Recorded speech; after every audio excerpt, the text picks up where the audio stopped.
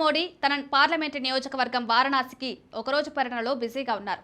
వారణాసి టూర్లోనే దేశవ్యాప్తంగా ఉన్న రైతన్నలకు ప్రధానమంత్రి కిసాన్ సమ్మాన్ నిధి పథకం ద్వారా నిధులను విడుదల చేశారు. ప్రతి రైతు బ్యాంక్ అకౌంట్లకు నేరుగా డబ్బును జమ చేశారు.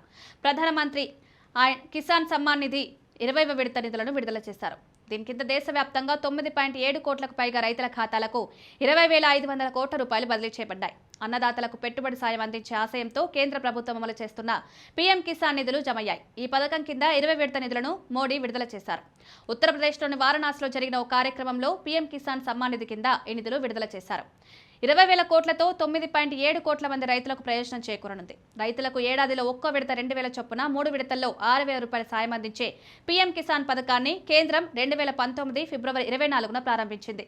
ఇప్పటి వరకు 11 కోట్ల మంది రైతుల ఖాతాల్లో 19 వాయిదాల్లో 3.46 లక్షల కోట్లు అందజేసింది. కేంద్రం పీఎం కిసాన్ నిధుల విడుదల కార్యక్రమంతో పాటే ఏపీలో కూటమి సర్కార్ కూడా అన్నదాత సుఖీభవ పథకం ద్వారా మరో 14,000 రూపాయలను అదనంగా ఇస్తుంది.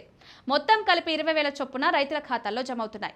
ఏపీలో 46 లక్షల మంది రైతులకు ఆర్థిక సాయం అందిస్తున్నట్లుగా కేంద్ర మంత్రి పెమ్మసాని చంద్రశేఖర్ తెలిపారు. ప్రధాని వారణాసి పర్యటనలో పీఎం కిసాన్ నిధులను విడుదల చేసిన తర్వాత పలు అభివృద్ధి కార్యక్రమాలను ప్రారంభించారు. మొత్తం 2,183.45 కోట్ల రూపాయల విలువైన 52 అభివృద్ధి ప్రాజెక్టులను ప్రారంభించి శంకుస్థాపన చేశారు. ఇది ఆయన కాశీకి 51వ పర్యటనలో భాగంగా చేపట్టారు.